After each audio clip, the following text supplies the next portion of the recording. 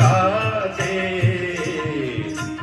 तुम भाव भक्ति से आते, हम कुटिल हृदय से कलुषित, हम कुटिल हृदय से कलुषित, निस्तार करो तो जाने, निस्तार करो तो जाने, प्रभु हम भी शरणागत हैं, प्रभु हम भी शरणागत हैं, स्वीकार करो तो जाने, स्वीकार करो तो जाने, ज्ञानी तुम में तन्मया है, ज्ञानी तुम में तन्मय है, ज्ञानी तुम में ही लया है, ज्ञानी तुम में लय है, हम अज्ञानी चंचल चित, अज्ञानी चंचल चित, उपचार करो तो जाने,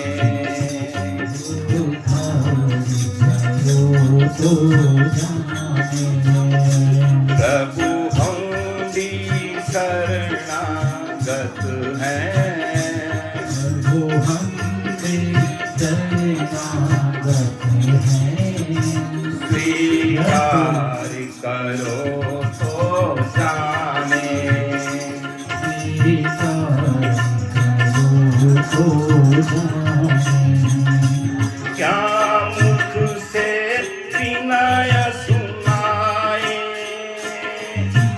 क्या मुख से विनय सुनाए, हम कैसे तुमको भाए, हम कैसे तुमको भाए, अगणित अपराध किए हैं, अगणित अपराध किए हैं, उद्धार करो तो जाने, उद्धार करो तो जाने, प्रभु हम भी शरणागत हैं, प्रभु हम भी शरणागत हैं, स्वीकार करो तो जाने,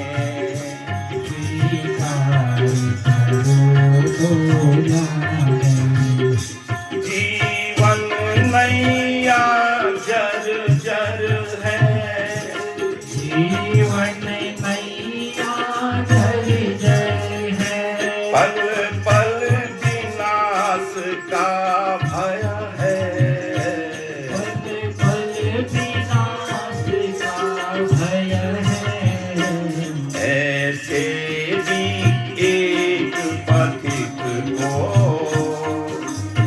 ऐसे ही पथिक को भव पार करो तो जाने, अवतार करो तो जाने, प्रभु हम भी शरणागत हैं, प्रभु हम भी शरणागत हैं, स्वीकार करो तो जाने, स्वीकार करो तो जाने, स्वीकार करो तो जाने, स्वीकार करो तो जाने, स्वीकार करो तो जाने।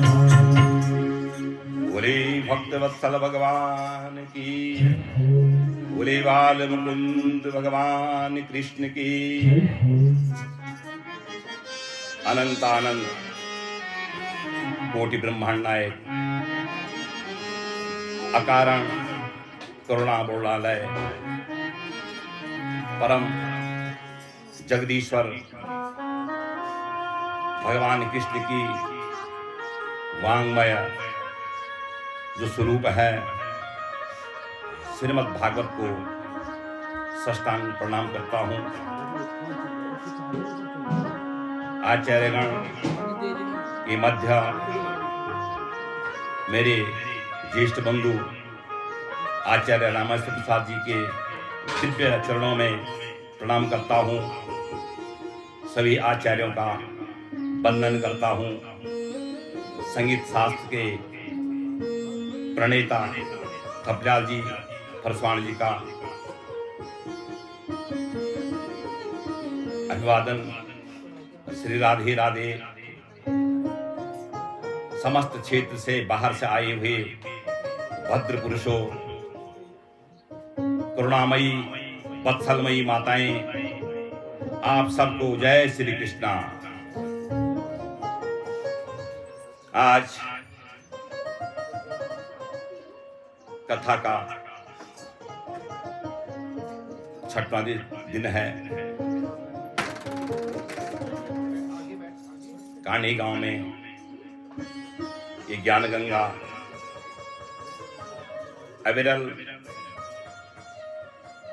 6 दिन से प्रभावित हो रही है। बड़भागी हैं वो लोग, प्रभु की कृपा है उन लोगों पे जिनको भागवत सुनने का अवसर मिल रहा है। यहाँ पर श्रीमती कुंवरी देवी ने अपने पितरों के उद्धार के लिए अपने जीवन की ये गाड़ी है उसको यथा समय पर ठीक से चलने के लिए, अपने पुत्र पौत्रों की समृद्धि के लिए, वंश वृद्धि के लिए और भगवान के चरणों में नमन करने के लिए यहाँ पर उनके ज्येष्ठ पुत्र श्री भरत सिंह नेगी जी, द्वितीय पुत्र डॉक्टर जगमोहन सिंह जी, तृतीय पुत्र श्री भूपेंद्र नेगी जी, सपत्नी सब बच्चे सबाल वृद्धस्य सर्वे जनानां प्रथम दिवसे षष्ठ दिवस पर्यंतम करिष्यमाणं श्रीमद्भागवत कथा महापुराणांतर्गत अस्मिन् दिवसे सुख समृद्धास्ते इदं भागवतम करिष्यामि।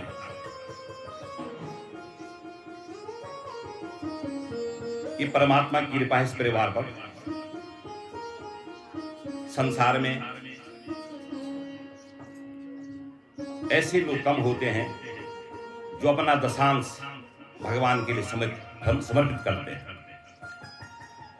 शास्त्रों में लिखा हुआ है कम से कम दशांश भगवान पे लगा देना चाहिए, जो जीवन का लक्ष्य है। क्योंकि बिना परमात्मा के हमारा जो रथ चल रहा है, जीवन रूपी रथ चल रहा है, वो ठीक से नहीं चल पाएगा। तो इस परिवार को बहुत बहुत धन्यवाद। उन्होंने पूरे क्षेत्र को श्रीमद् भागवत कथा का श्रवण पान कराया। जीवन प्रभु के हाथ में है और ये पता नहीं कब सांसों की सीमा समाप्त हो जाएगी। सांसों की सीमा निश्चित है, इच्छाओं का अंत नहीं है। व्यक्ति की एक इच्छा पूरी होती है, व्यक्ति दूसरी इच्छा करता है, दूसरी इच्छा पूरी होती है, तीसरी इच्छा होती है। इच्छाएं कभी पूरी नहीं होंगी, जीवन पर्यंत इच्छाएं लगी रहेंगी, इच्छाएं पूरी नहीं होंगी। इसलिए इस जीवन को जो मुख्य लक्ष्य है परमात्मामय हो जाना, तो यही है कि जितना समय मिले जितना अवसर मिले परमात्मा का ध्यान होना चाहिए। आइए अब हम ग्रंथ में प्रवेश करते हैं।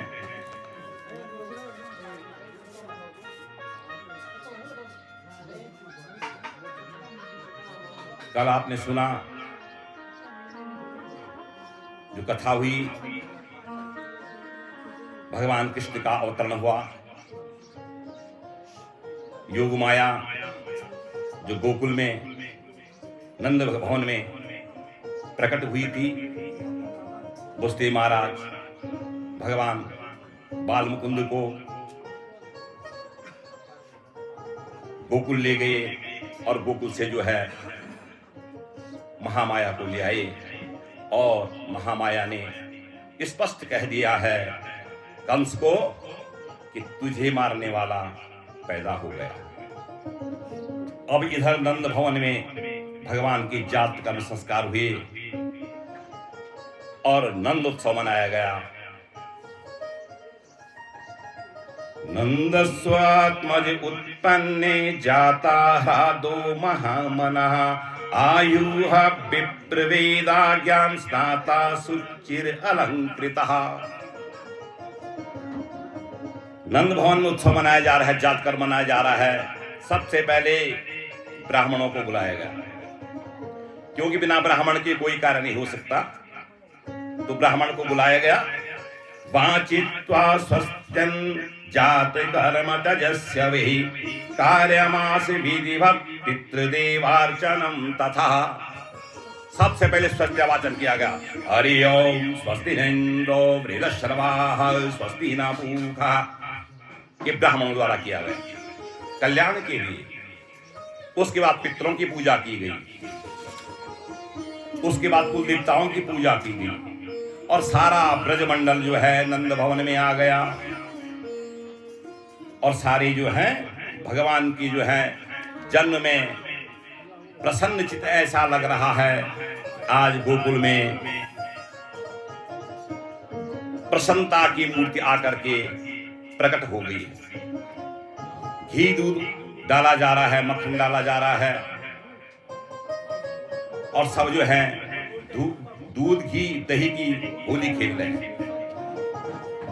रोहिणी च महाभागा नंद गोपाभिनंदिता व्यचरम दिव्यवासा स्त्रकंठ वर्णभूषिता। वहां रोहिणी भी है। रोहिणी जी ने सुंदर अलंकार ग्रहण कर रखे हैं और रोहिणी भी जो है उस